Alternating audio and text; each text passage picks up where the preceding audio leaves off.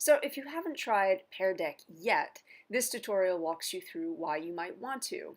One advantage is that it syncs with your Google Drive, meaning any Google Slides that you have already created, you can go ahead and use Pear Deck integration. So essentially, Pear Deck is just like a more engaging version of Google Slides. So you'll see that you've got a range of options of different types of slides that when given the password and login, students can add their own responses, they can use text, they can draw, they can highlight. So once you've added the Pear Deck Google Chrome extension, you'll see here they have different types of slides for to-dos or beginning of lesson, during lesson, or end of lesson for kind of exit ticket-like responses.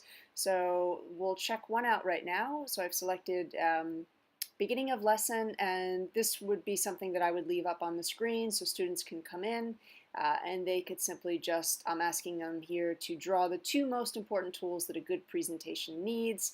You'll notice that I can customize that slide. I can change the text just like I could using Google Slides without Pear Deck.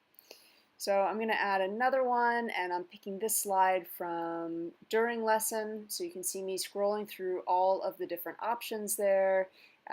And again, you can edit these and customize them, but they're really good for just starting out with Pear Deck.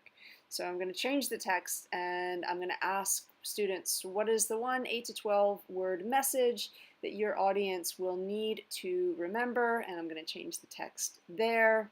So then from the student-facing view or the student-facing slide, they would just add the text. And I'll show you that as you are the teacher who is presenting, you can sort of be revealing the class responses when you would like to, and you can also save and archive all of those responses in case you'd like to come back to them a week down the road, a month down the road, or if it's just something that you wanted to share with students so they could review the class that same evening.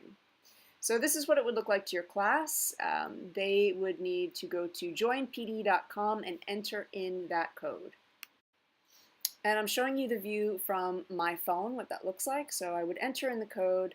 There's that prompt that I mentioned, and you can see that I've got lots of different options there, and I've just quickly drawn two. The teacher has locked the responses, that's me. So you could give students a certain amount of time, and then you could say, okay, time's up, now let's show all of the responses. So they are hidden as default, and then as the teacher, you would get to decide when you want to show them all, or again, if you want to lock or unlock. And here is the other prompt.